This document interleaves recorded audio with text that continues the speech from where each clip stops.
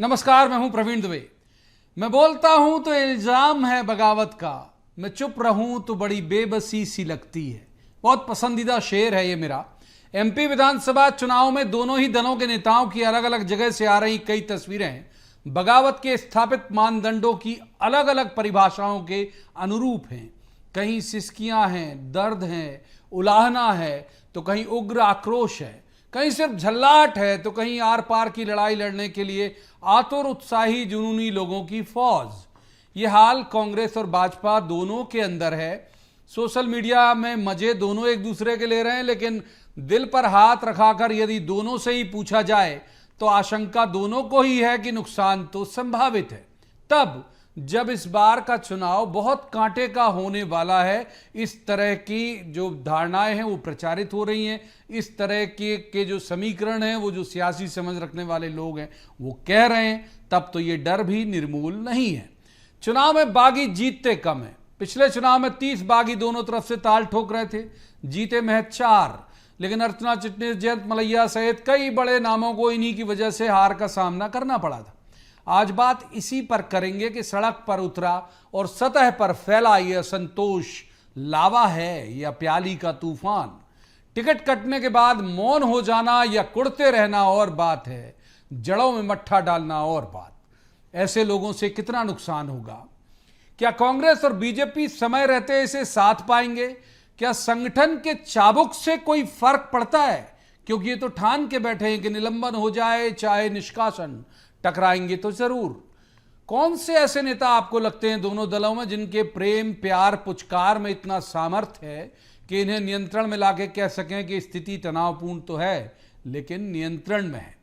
जिस तरह से विरोध हो रहा है उसे देखकर क्या अनुमान लगाया जाए कि कितने नाम वापसी के दिन तक ये बागी सध जाएंगे? बहुतेरे सवाल जिन्हें लेकर एक खास पैनल के पास जाएंगे और कहेंगे जवाब तो देना होगा, लेकिन रस्मन सबसे पहले आपको दिखाते हैं एक रिपोर्ट। देखिए,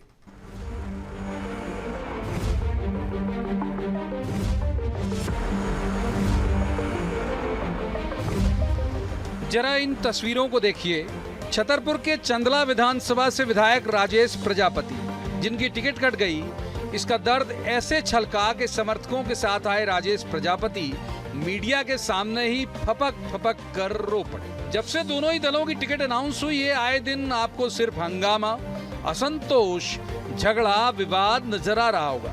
कहीं टायर जल रहे हैं बड़े नेताओं के बंगले के सामने, तो कहीं मुर्दाबाद चिल्लाया जा रहा है। ऐसी तस्वीरें दोनों ही दलों से आ रही हैं और उसके वीडियो भी बनाए जा रहे हैं। बाकायदा उन्हें वायरल भी किया जा रहा है। विरोध और इस्तीफों के दौर भी तेज हैं, उन्हें सुविधा के मुताबिक अलग अलग आरोपों में लपेटकर प्रस्तुत किया जा रहा है। मूल वजह है दावेदारों का टिकट कटना। हर चुनाव की लिस्ट के बाद ये बेहद आम तस्वीरें हैं। कुछ बागी आत्मविश्वास में दूसरी पार्टी की नाव में फौरन सवार होकर चुनाव लड़ जाते हैं, तो कुछ भुनभुनाते रहते हैं लेकिन अपनी पार्टी नहीं छोड़ते। कांग्रेस भी इसे वैसी ही सहजता से ले रही और इत्मीनान में है कि ये आक्रोश जल्द ठंडा हो जाएगा। जहां का पेंच सार्वजनिक है वो सुलझ भी जाएगा। आखिरी सर्वे हुआ है सितंबर 2023, उसकी रिपोर्ट हमारे पास आई। उस रिपोर्ट के आधार पर स्क्रीनिंग कमेटी ने अपने प्रस्ताव रखे और उसके बाद चयन सीईसी ने किया। आपने सुना हमारा और कमलनाथ जी का संवाद, जिसको टिकट ना मिले वो दिग्विजय सिंह कपड़े फाड़ो, जयवर्धन कपड़े फाड़ो, फाड़ो, खड़े। ऐसा नहीं कि हालत सिर्फ कांग्रेस की है, बीजेपी के भी कई नेता कई जगह से ताल ठोक रहे हैं और दावा कर रहे हैं कि पार्टी को हराकर ही दम लेंगे। बीजेपी के अंदर केदारनाथ शुक्ला, रक्षपाल सिंह, रसाल सिंह, ममता मीणा, घोईराम पटेल, ये सब आपने देखे होंगे। अब इसमें नया नाम जुड़ गया रुस्तम सिंह का। ये ऐसे नाम है जो किसी न किसी दूसरी पार्टी के साथ इस संकल्प के साथ चले गए कि पार्टी को धूल चटाना है। मनासा और बुरहानपुर से भी ऐसी तस्वीरें आई। बीजेपी के पूर्व प्रदेश अध्यक्ष नंद कुमार सिंह चौहान के बेटे हर्षवर्धन सिंह चौहान को पार्टी ने टिकट नहीं दिया, तो उनके साथ साथ उनकी मां का दर्द भी छलक आया। हालांकि कांग्रेस की तरह बीजेपी भी मुतमईन है कि सब आक्रोश प्याली के तूफान की तरह है जो जल्द ही ठंडा हो जाएगा। जिसकी 16 राज्यों में सरकारें हों, तो कार्यकर्ताओं के मन के भाव रहते हैं। कभी कार्यकर्ता अपनी भावना व्यक्त करता है, कभी थोड़ा आवेश में आ जाता है। तो ये बहुत कुछ जगह पर कार्यकर्ताओं ने कभी ऐसी प्रतिक्रिया दी होगी, लेकिन मैं ऐसा मानता हूं कि भारतीय जनता पार्टी में संगठन के तंत्र की व्यवस्था में, हमारी कार्य पद्धति में संवाद और कार्यकर्ताओं से बातचीत का स्थान है। ये ऐसी कोई अनूठी बात नहीं जो सिर्फ इसी बार हो रही। हर बार दोनों ही दलों की सूची आने के बाद वे दावेदार जो 5 साल जमीन तैयार करते हैं उनका गुस्सा फूटता ही है। वे आग उगलते बयान भी देते हैं और हंगामा भी करते हैं। लेकिन यदि आप पुराना रिकॉर्ड देखें तो बहुत कम बागी ऐसे होते हैं जो अपनी दम पर जीत पाते हैं। 2018 के चुनाव में तकरीबन 30 बागी मैदान में थे, लेकिन जीते सिर्फ 4 थे। ये और बात है कि कुछ ने खेल खराब जरूर किया। अब दोनों ही प्रमुख दल बागियों से होने वाले संभावित नुकसान की भरपाई कैसे करेंगे, ये जरूर देखने वाली बात होगी। Bureau report, BST। तो उन मेहमानों का मैं आपसे तारुफ करा देता हूं जिनके साथ हम इस चर्चा को आगे बढ़ाएंगे। हमारे साथ हैं दुर्गेश केशवानी, बीजेपी के विद्वान ऊर्जावान प्रवक्ता हैं। बहुत स्वागत है दुर्गेश जी का। दूसरे मेहमान संगीता शर्मा, कांग्रेस की विद्वान ऊर्जावान प्रवक्ता हैं। संगीता जी का भी बहुत बहुत स्वागत। और तीसरे मेहमान सरमन नगेले, वरिष्ठ पत्रकार हैं, अच्छे राजनीतिक विश्लेषक हैं। सरमन जी का भी स्वागत। शुरुआत कर लेते हैं, चूंकि गवर्नमेंट जो है इन्हीं की है। दुर्गेश जी का से बात की शुरुआत करेंगे। थम जाएगा दुर्गेश जी, आपको लगता है? या मतलब हमने अपने एंकर और पैकेज दोनों में जो बात कही कि ये शोला दिख रहा है आपको, या प्याली का तूफान जो बगावत है वो?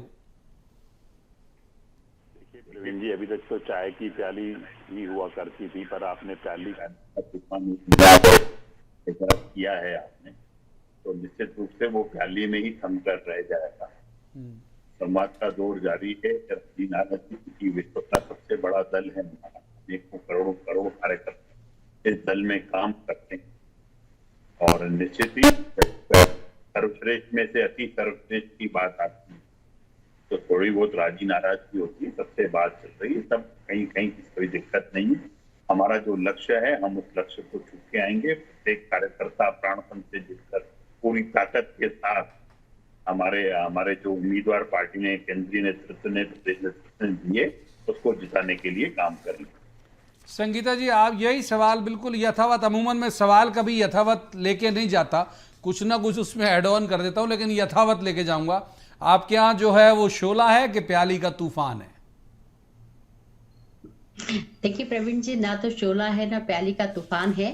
अच्छा। ये थोड़ा सा दर्द है जो छलकता है, जो आपने स्टार्टिंग में कहा था, तो बस वही है। और उनसे बातचीत चल रही है, सब समझाइश हो जाएगी और सभी मिलकर चुनाव लड़ने की तैयारी में रहेंगे, क्योंकि सभी का एक ही लक्ष्य है कि 7.5 सालों की सरकार को, जिसने इतने अत्याचार किए हो, महिलाओं के साथ की दुर्दशा की हो और युवाओं को रोजगार न दिए हो, महंगाई बढ़ाई हो और झूठे वादे किए हो, इस सरकार को हटाना है। तो बस यही सभी का एक लक्ष्य है। थोड़ा बहुत आक्रोश है, वो जल्दी थम जाएगा, और मुझे लगता है 30 तारीख को नॉमिनेशन का लास्ट डेट है। उसके बाद सब कुछ एक साथ रहेंगे और भारतीय जनता पार्टी को हराना और जनता की आवाज को बुलंद करना, यही हमारा लक्ष्य है, और जीत की ओर अग्रसर होंगे हम। तो प्रवीण जी, हमारा तो पूरा ध्यान केंद्रित है जी।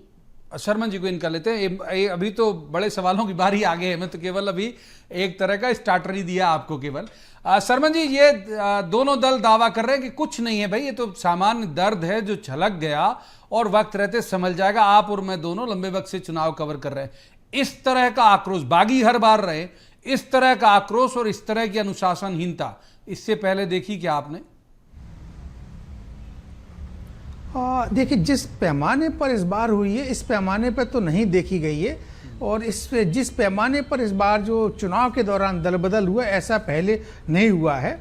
और देखिए, बागी और असंतोष और लोगों का पार्टी के प्रति, विचारधारा के प्रति अरुचि होना, ये स्वाभाविक सी प्रक्रिया है। लेकिन इस बार जो देखने में आ रहा वो बहुत ज़्यादा आ रहा है। वो इस बार इसलिए भी आ रहा कि ये जो इस बार का जो विधानसभा का चुनाव है, ये राइट फ्रॉम 1956 बिल्कुल रोचक, बिल्कुल भिन्न, बिल्कुल अलग तरह का चुनाव है। क्योंकि ऐसा चुनाव जो है ना, ये इसलिए हो रहा है क्योंकि जो एक बीच में एक समय आया था 20 मार्च 2020 में, जब कांग्रेस पार्टी की जो है ना सरकार जो है ना, चली गई थी। तो वो सारी चीज़ें लेकर चल रहा है। तो दोनों दलों के बीच में, दोनों दलों के कार्यकर्ताओं के, नेताओं के, विधायकों के, पूर्व विधायक, वर्तमान विधायक, कि हम सत्ता में आएंगे। तो इसलिए लोगों के बीच में ये महत्वाकांक्षा लेकर आया ये वाला चुनाव कि सत्ता में तो हम ही आएंगे। एक बार इन कर लेते हैं हम दुर्गेश जी को। दुर्गेश जी, अब कुछ तथ्य आपके सामने रखता हूं। पिछले बार कहां कहां आपको इन्हीं के कारण नुकसान हुआ। भाई विजयलक्ष्मी साधो भी सीधे नहीं जीतती यदि बागी नहीं होते तो, थांदला से सीधे नहीं जीतते यदि बागी नहीं होते तो। दोनों पार्टियों के नाम हैं इनमें से। दत्ती गांव नहीं जीतते यदि आपके बागी नहीं होते तो मैं ये कह रहा हूं कि ये बहुत सारे और भी नाम हैं। ये ठीक है नहीं जीते खुद, धीरज पटेरिया ले लो जबलपुर से, ये भले खुद नहीं जीते, जीतने की लिस्ट में शामिल ना हो, लेकिन खेल तो बड़ा बिगाड़ देते हैं। तो कैसे करेंगे आप? इस बात की बात चल रही है कि भाई साधेंगे कैसे, क्योंकि कौन से ऐसे नाम आप बता सकते हैं बीजेपी के बड़े नेताओं का कि जो जाएंगे, एक बार पुचकारेंगे, एक बार सहलाएंगे, डांटेंगे और थपकी देंगे और मान जाएंगे बागी? जरा बताइए। देखिए, हमारा वरिष्ठ नेतृत्व, प्रदेश का नेतृत्व इस बात को लेकर चिंता कर रहा है और सब नेता जो वहाँ पे उस संभाग में जो रहते हैं वो निश्चित रूप से प्रत्येक कार्यकर्ता से चर्चा कर रहे हैं, क्योंकि हम एक बड़ी लड़ाई लड़ रहे हैं। हम उस दल से लड़ाई लड़ रहे हैं प्रवीण जी, जो झूठ, छल, कपट, धोखे के सहारे, जिसके पास उपलब्धियों के नाम पर कुछ भी नहीं है, पर आरोपों के रथ पर सवार होकर वो जनता के बीच में है। सिर्फ आरोप लगाना उस दल का काम है।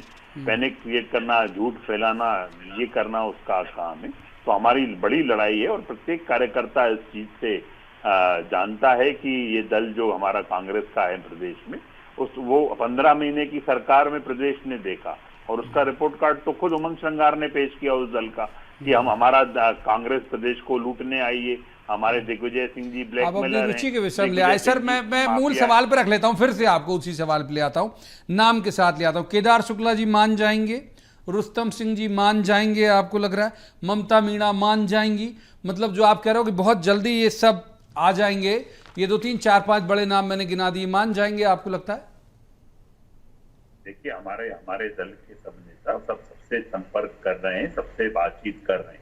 अगर बहुत ज्यादा महत्वाकांक्षा जिनको समझ आ रही होगी वो निश्चित रूप से नहीं समझेंगे, पर मुझे लगता है कि ये हमारा संगठन हमारे लिए सर्वोपरि है। हमारा संगठन प्रत्येक दायित्व, आपने जितने भी नाम बताए ना अभी प्रवीण जी, वो इसलिए चर्चा में है कि वो भाजपा से जुड़े रहे। जब आप एक बड़े वृक्ष से हटकर अगर आप टूट कर गिरते हो ना, तो उस चीज को सब जानते हैं कि उसकी क्या हरकत होती है।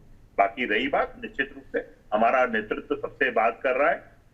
छोटी लड़ाई के लिए हम जो बड़ी लड़ाई लड़ रहे हैं देश भर में, उसको नहीं रखना चाहिए। वो हमारे नेता बात कर, पर मैंने आपको यह भी बताया स्पष्ट रूप से कि जो हमारा विपक्षी दल है वो झूठ के सहारे, धोखा देने के सहारे जनता को 973 18 में दिए थे। ठीक है, सप्लीमेंट्री मिल रही है सर। दूसरे मेहमान को इन कर लेते हैं, यही सवाल आपके साथ भी। नाम बदल जाएंगे संगीता जी आपके यहाँ तो? अजब सिंह कुशवाहा हालांकि बसपा से आए थे आपके यहाँ, फिर चले गए वापस बसपा में, ये मान जाएंगे क्या? बड़नगर विधायक मुरली मोरवाल मान जाएंगे क्या? वो भी कह रहे हैं कि निर्दलीय लड़ेंगे। अंतर सिंह दरबार मान जाएंगे क्या? प्रेमचंद गुड्डू मान जाएंगे क्या? ये तो सब ताल ठोक रहे हैं कि हम बिल्कुल निस्नाबूद कर देंगे अपने इलाके में पार्टी को। देखिए प्रवीण जी, दोनों में बड़ा फर्क है, भारतीय जनता पार्टी में और कांग्रेस में। कांग्रेस पार्टी के जो हमारे नेता है वो तत्काल मान जाएंगे, उनसे केवल चर्चा की आवश्यकता है और जल्दी उनसे चर्चा की जाएगी। और इस बात की मैं गारंटी देती हूँ कि हमारे सभी जो दावेदार हैं जिनको टिकट नहीं मिला है वो सभी मान जाएंगे। परंतु भाजपा के अंदर जो अंतर है, भाजपा की जो सोच है, भाजपा की जो विचारधारा है, वो घृणा की है, क्रोध की है, नफरत की है, बदले की भावना की है। तो इनके नेता बिल्कुल नहीं मानने वाले, क्योंकि उनके अंदर वो भावना, उनके अंदर वो सोच निर्मित हो चुकी है। तो इनके नेता अगर समझाने भी जाएंगे तो उनका क्रोध प्रेम से दीपक जोशी की गाड़ी में हमला हुआ था, जो प्रेम से टायर जलाए जा रहे हैं, जो प्रेम से अहिंसात्मक तरीके से खुद के ऊपर पेट्रोल डाला जा रहा है, ये क्या है भाई? ये किस तरह की अहिंसा है? नहीं प्रवीण जी, मैंने बताया ना कि ये एक उस समय का जो तत्काल में जो सोच के रखते हैं और वो नहीं हो पाता है, तो थोड़ा सा आक्रोश है जो वो दिखाते हैं नेता को जाकर, परंतु जब समझाइश हो जाती है, बातचीत हो जाती है, उसके बाद सभी लोग कांग्रेस के साथ काम करेंगे, ये मैं बता रही हूँ। मैंने भारतीय जनता पार्टी की सोच बताई है कि जो देश के अंदर आज नफरत का माहौल है, घृणा का माहौल है, क्रोध का माहौल है और बदले की भावना का माहौल है, ये भाजपा के अंदर, ये कांग्रेस के अंदर नहीं है। शर्मन जी को इन कर लेते, शर्मन जी को इन कर चुनाव हुआ, ठीक है, शर्मन जी को इन कर लेते। शर्मन जी, एक दौर, मतलब मुझे उम्मीद है आपने भी देखा होगा, क्योंकि हमने भी देखा है, तो एक दौर था पार्टी में कुछ सीनियर लीडर होते थे जिनका बड़ा एक आभा मंडल होता था कि वो अगर सीधे 1 to 1 बोल दें तो लोगों को लगता था कि नहीं भाई मानना ही पड़ेगा। उन्होंने कहा है, मतलब उनकी नजर का पर्दा इतना मजबूत था कि लोग उनके सामने नहीं बोलते थे। दोनों ही दलों में आपको दिखते हैं वैसे नजर की पर्दे वाले लोग के जो अगर बोलें कि यार अमुक तुम बैठ जाओ, वो तत्काल व्यक्ति बैठ जाए कि नहीं करूंगा विरोध? देखिए माननीय प्रवीण जी, ये बात बिल्कुल सही है कि अब दोनों दलों में उतने नेता नहीं रहे हैं, लेकिन हाँ कांग्रेस पार्टी में जरूर माननीय दिग्विजय सिंह जी है, भारतीय जनता पार्टी में माननीय शिवराज सिंह चौहान जी हैं, भारतीय जनता पार्टी में नरेंद्र सिंह तोमर जी हैं, और भारतीय जनता पार्टी में मैं 2-3 नाम बताना चाहूँगा। एक ऐसे नेता थे स्वर्गीय अनिल माधव दवे, कि वो जब पार्टी का ये सारा जब होता था इस तरह का घटनाक्रम, तो वो अपने हाथ में सारी चीज़ें ले लेते थे और उसको वो बिल्कुल समाप्त कर देते थे। लेकिन अब ये कमी भारतीय जनता पार्टी के जो प्रबंधन की, जो ये काम प्रबंधन का होता है, जो प्रबंधक किए जो लोग हैं उसमें कमी है। कांग्रेस में तो हैं, लेकिन भारतीय जनता पार्टी में और भी लोग हैं, ऐसा नहीं है उनके हो सकता कि नेता दिखते नहीं हो लेकिन कामकाज वो लोग करते रहते हैं। अब देखिए, जहां तक माननीय प्रवीण जी जो बगावत की जो बात आ रही है, मैं 2 संदर्भ आपकी अनुमति से देना चाहूंगा जो कि इस चुनाव के लिए बहुत मौजूद भी हैं। देखिए, जो चुनाव के दौरान बगावत नहीं हुई है, देखिए 1967 में एक बहुत बड़ी बगावत हुई थी। विजय राजे सिंधिया जी ने डीपी मिश्र की सरकार गिरा दी थी और गोविंद नारायण सिंह को 30 जुलाई 1967 में मुख्यमंत्री बना दिया था। और ये मध्य प्रदेश का इतिहास बताता है कि सदन की नेता श्रीमती विजय राजे सिंधिया थी और मुख्यमंत्री गोविंद नारायण सिंह थे। ये सिर्फ एक बार हुआ मध्य प्रदेश के इतिहास में, राइट फ्रॉम 1956। दूसरी बार अभी माननीय ज्योतिरादित्य सिंधिया जी ने 20 मार्च 2020 को अपने दल बल के साथ बहुत बड़ी बगावत कर दी। तो 2 मरतबा कांग्रेस की सरकार बहुत प्रभावी और बहुत बड़े बगावत के साथ सत्ता से चली गई। ठीक बात है, एक बार इन कर लेते हैं हम फिर से दुर्गेश जी को। दुर्गेश जी, एक सवाल मैं जरूर आपसे जरूर लेना चाहूंगा कि आपके बारे में कहा जाता है, आपके मतलब आपकी पार्टी की बहुत आपका लाइव कनेक्ट है, डेली बेसिस पे बात करते हो, आप डिजिटली बात करते हो, वर्चुअली बात करते हो, जाके बात करते हो। तो इनको समझा नहीं दिया था उस वक्त कि भाई मान लीजिए मैं दावेदार हूं तो नहीं भाई प्रवीण जी आप नहीं आ पाओगे, आप टिकट में खराब हो, तो आदमी तभी मान जाए। उम्मीद आप जगा देते हो, फिर बगावत होती है तो फिर आप कहते हो बताइए गलत हो रहा है, अनुशासनहीनता है। देखिए प्रवीण जी, आपको जो जानकारी है कि हम लोगों का सतत संपर्क होता है, बिल्कुल एकदम सही जानकारी है आपको। हम सतत एक दूसरे से बात करते हैं, परस्पर बैठते हैं और निश्चित रूप से हम प्रत्येक एक दूसरे से जीवन संपर्क रखते हैं। पर मैंने क्या कहा कि सर्वश्रेष्ठ से अति सर्वश्रेष्ठ जब चुनना होता है ना, तो उसमें जब पार्टी संगठन जो चुनता है उसको निश्चित रूप से शिरोधार्य करते हुए सभी कार्यकर्ता उसके लिए काम करते। 1-2% अगर कोई अपन प्रातिशयोक्ति को बोल दे तो उसमें कोई वो नहीं है। पर मैं इस बात पर निश्चित रूप से आपकी बात से हूँ कि हमारे यहाँ संपर्क रहता है और बातचीत होती है।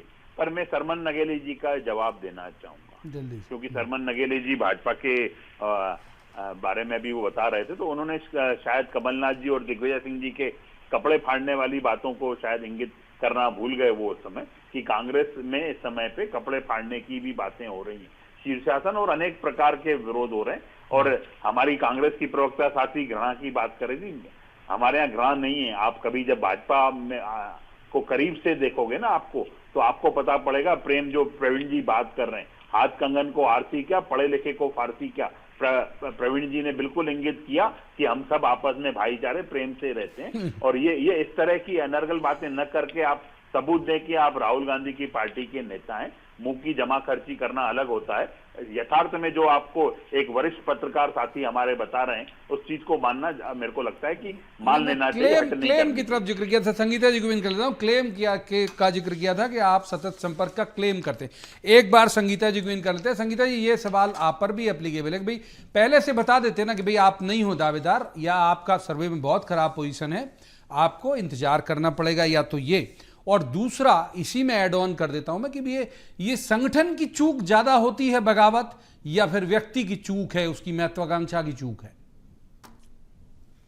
देखिए प्रवीण जी, ये डे 1 से ही कमलनाथ जी ने स्पष्ट कर दिया था कि मैं सर्वे के आधार पर टिकट दूंगा और जो जीतने वाला प्रबल दावेदार होगा उसी को टिकट दूंगा। और आपने देखा भी होगा कि 30-35 दावेदार होते हैं एक एक विधानसभा में, तो सभी को समझाइश देना इतना आसान नहीं होता है, परंतु जिसे टिकट दिया है वो सर्वमान्य होता है और उसके साथ मिलकर कार्यकर्ताओं को काम करना पड़ता है। परंतु कुछ कार्यकर्ता होते हैं जो चाहते हैं कि नहीं, टिकट हमें मिलना था, हम जीत के दिखाएंगे। तो कमलनाथ जी ने ये बात भी स्पष्ट कर दी थी कि हर दावेदार मेरे पास आता है और आकर बोलता है कि हम जीतने वाले हैं।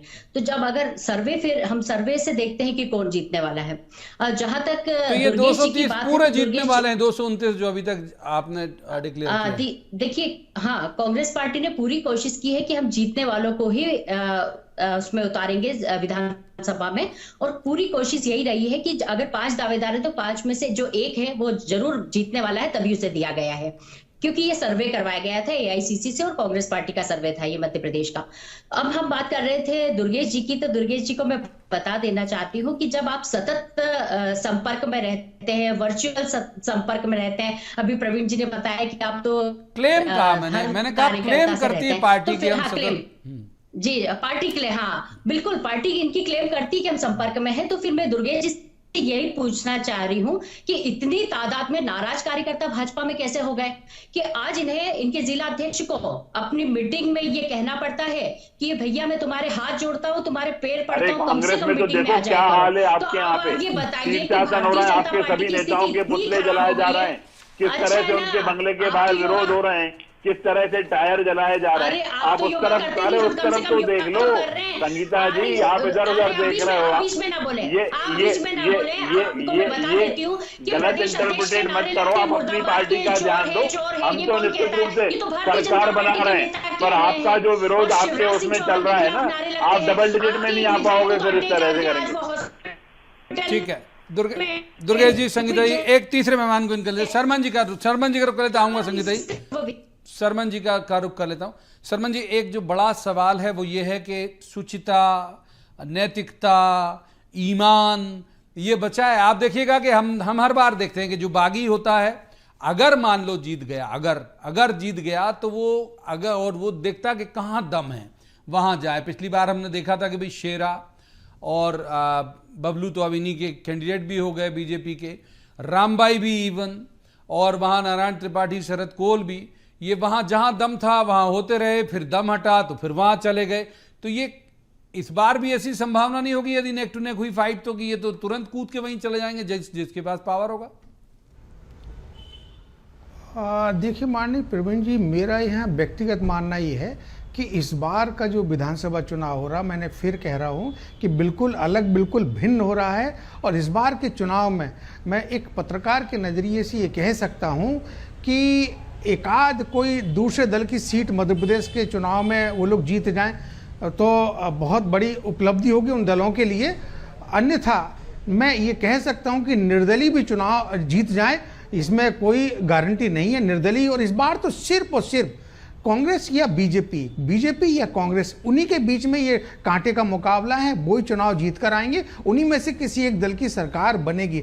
अब देखिए, जहाँ तक बार बार ये बात आ रही, माननीय प्रवीण जी, मेरी भी चिंता है। आपने भी कहा कि राजनीतिक शुचिता की बात और मर्यादा और अपनी नैतिकता, ये सारी की सारी चीज़ों पर लोगों ने जो है ना एक तरह से ताला लगा दिया है, मतलब उन्होंने तिलांजलि दे दी है। देखिए, भारतीय जनता पार्टी के बारे में कहा जाता है कि वो राजनीतिक शुचिता की बात करती है, राजनीतिक शुचिता उनकी गायब हो गई।